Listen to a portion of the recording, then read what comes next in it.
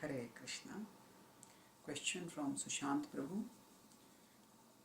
In the Bhagavad Gita, Krishna states that I cannot be attained by worship in 11.53. So what does it mean? Whose worship is he referring to, and how can he not be attained by worship? Answer: in 18.53, when Krishna uses the word, in 11.53, when Krishna uses the word worship, he is using that not in the sense of deity worship as we use it. He is using it in the sense of worship through fire sacrifices. Naham vedaina tapasana danena cha ijjaya shakya evam vidho drashtum dashtavanasi mamita. So, Naham vedaina tapasana danena cha ijjaya. So, Yajna, Dana, Tapa are the three standard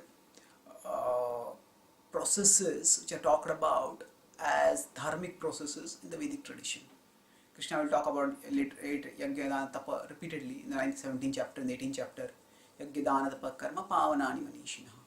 So these are purifying, but these do not, they elevate our consciousness to slightly higher levels, but they don't take us to Krishna.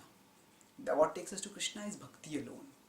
So here Naham Vedair, by study of Vedas I cannot be known, and associate with the study of the Vedas are these three processes, Yajna, Dana, Tapa, and Krishna is saying that none of these can lead to attainment. Naham Vedair, na tapasa, Tapa is there, na danena, and na cha ijjaya. So ijjaya refers to Yajna.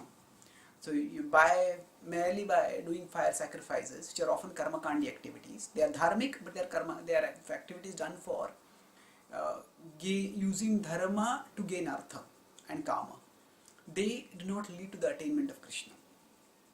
So ijja refers to performance of fire sacrifices and the worship of the fire and the devatas through the means of fire. So that cannot lead to this attainment of the Supreme Lord. For that we need bhakti, and that's he talks about next verse. So that ijjaya is definitely not a component of bhakti, because we know bhakti, Krishna says bhaktya mam vijanati yavanya bhaktya ananya shakya aham evam vidho arjuna. By ananya bhakti I can be known, and then within this bhakti there is worship, which is archanam.